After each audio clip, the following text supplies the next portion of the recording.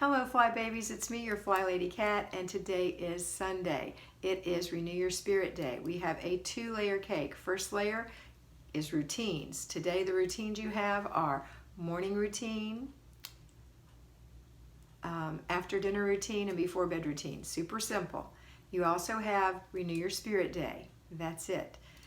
You are going to take some time this afternoon in the quiet to look at your planner and to do some more planning and readjust your planning. Remember, you planned it originally on Wednesday, so now's the time to really take another look at it and see what it looks like for the rest of next week as far as you can tell, or at least till Wednesday. Maybe you need to adjust some things.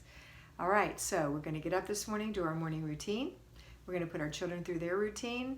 We told them last night that today is the day we go to church, if that's what you do. So their clothes are laid out, their heads are in order, they know they're going, you're expecting it, inspect it. Expect it, inspect it. So go get ready for church and then go inspect.